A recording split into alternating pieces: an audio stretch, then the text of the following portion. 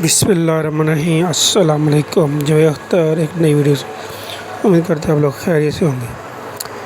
ہماری زندگی ہمارے خیالات کی عکاسی ہوتی ہے۔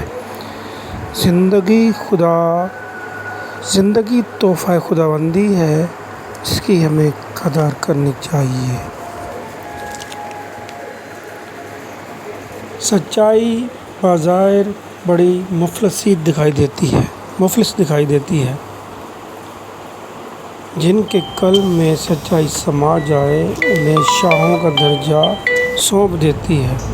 یہ دنیا محض ان کے سامنے ایک امتحان گاہ کی صورت میں رہ جاتی ہے اور وہ سچ کا دامن تھام کر حق کی جستجو میں عرش معلم تک پہنچ جاتے ہیں۔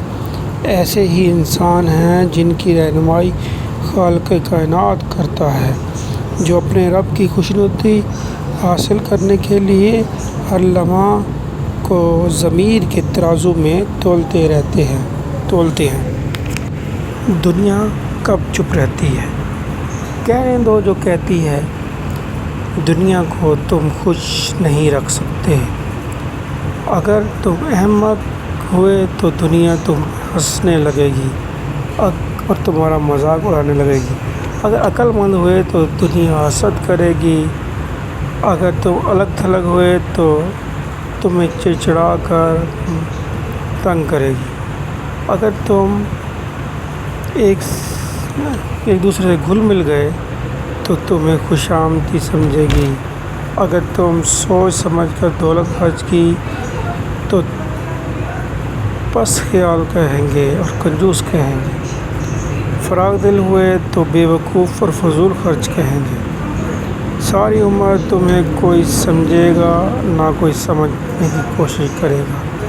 تم ہمیشہ تنہا ہو کے رہ جاؤ گے۔ ایک دن آئے گا کہ تم چپکے سے دنیا سے رخصت ہو جاؤ گے۔ یہاں سے جاتے وقت تم کہو گے یہ کیا تماشا ہے۔ دنیا کب چپ رہتی ہے؟ کہنے دو جو کہتی ہے۔ دنیا آفتاب سے بھری ہوئی ہے اور آنکھیں اندھی ہیں۔ دنیا اس کے ذکر سے بھری پڑی ہے مگر کان بہرے ہیں۔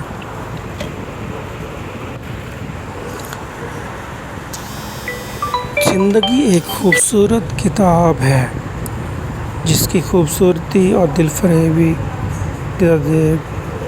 ہر کسی کا ایک دل ہوتا ہے۔ جب اس کتاب کے ایک ورق کو کھولا جائے تو معلوم ہوگا کہ اس کے اندر خوشی کے عناصر بھی ہیں اور غمی کے عناصر بھی ہیں۔ زندگی داستان چھپا کے بیٹھی ہے، پیار بھی ہے، اس میں نفرت بھی ہے، کچھ لوگ زہر والے الفاظ بھی رکھتے ہیں، مسکراتی ہوئی تحریریں بھی ہیں اور افسوسناک تحریریں بھی ہیں،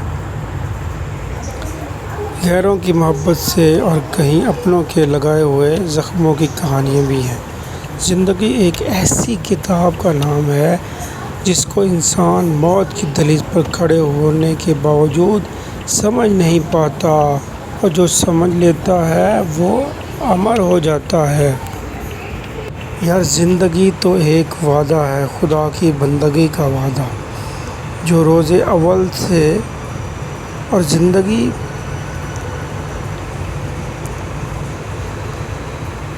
ہم نے اپنا وعدہ پورا نہیں کیا۔ خدا نے ہمیں اختیار دیا تو ہم فرعون بن بیٹھے۔ اللہ نے ہمیں دولت دی تو ہم قارون بن بیٹھے۔ طاقت دی تو ہم چنگیز خان اور ہٹلر بن گئے۔ عقل دی تو ہم نے ایٹم بم بنا لیا اور تباہی کی ایجاد کر لی۔ سامان افسوس کب ہمیں سمجھ آئے گی؟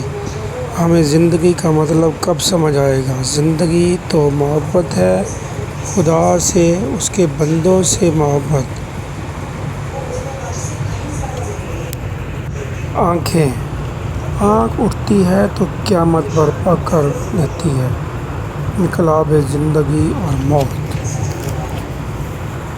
آنکھ جھکتی ہے تو دنیا بھر کی حیا اپنے اندر سما لیتی ہے۔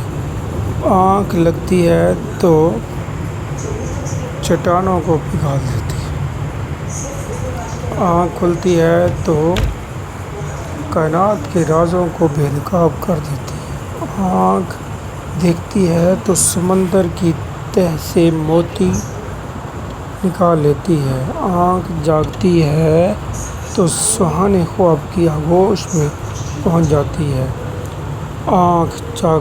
آنکھ جاتی ہے تو دونوں جہاں دیکھ لیتی ہے، آنکھ بولتی ہے تو اہل زبان کے